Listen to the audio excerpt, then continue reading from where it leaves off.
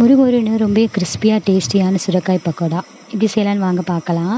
இதுக்கு வந்து சுரைக்காயை வந்து தோல்லாம் ரிமூவ் பண்ணிக்கிட்டு, இது உள்ளே இருக்க விதைகளை மட்டும் தனியாக எடுத்து வச்சுக்கலாம். இது வந்து நல்லா தேங்காய் துருவல் கொண்டு இந்த மாதிரி துருவி எடுத்து வச்சுக்கலாம். இது கூட வெங்காயம், பச்சை மிளகா, கருவேப்பிலை, கொத்தமல்லி ஆட் பண்ணிக்கலாம். ஒரு ஸ்பூன் அளவு சோம்பு ஆட் பண்ணிட்டு, இஞ்சி பூண்டு பேஸ்ட் ஒரு ஸ்பூன் அளவு, மஞ்சள் தூள், சில்லி பவுடர் ஆட் பண்ணிக்கலாம். ஒரு கப் அளவு கடலை மாவு, தேவையான அளவு உப்பு சேர்த்து இதை நல்லா மிக்ஸ் பண்ணிக்கலாம். நம்ம தண்ணிலாம் ஆட் பண்ண தேவையில்ல இதில் இருக்க ஈரப்பதமே நல்லா ஈரமாக இந்த மாதிரி கெட்டியாக வந்துடும். லைட்டாக ஆயில் தடவிட்டு, கையிலேயே ஆயில் தடவிட்டு, எண்ணெய் நல்லா காயவும் ஒரு ஒரு உருண்டைகளாக நம்ம இந்த மாதிரி போட்டு எடுத்துக்கலாம். அடுப்பை வந்து சிம்மில் வச்சுட்டு நம்ம வேக வச்சு எடுத்துக்கலாம். இல்லை கருகிடும், உள்ளே இருக்கிறதுல வேகாமல் இருக்கும். உங்களுக்கு கிறிஸ்பியாக வேணும்னா அடுப்பு சிம்மில் வச்சுட்டு இந்த மாதிரி நம்ம பொரித்து எடுத்துக்கலாம். இப்போ பார்த்தீங்கன்னா நல்லா குக் ஆயிடுச்சு. இது வந்து ஒரு பிளேட்டில் மாற்றி எடுத்துக்கலாம். சூப்பராக ரொம்ப டேஸ்டியான சுரைக்காய் பக்கோடா வந்து ரெடி ஆயிடுச்சு. குழந்தைங்களாம் சுரைக்காய் சாப்பிடாத குழந்தைங்களாம் இந்த மாதிரி செஞ்சு கொடுங்க, விரும்பி சாப்பிடுவாங்க. குக்கிங் வீடியோஸ் பார்க்குறதுக்கு நம்ம சேனலை சப்ஸ்கிரைப் பண்ணிக்கோங்க. தேங்க்யூ.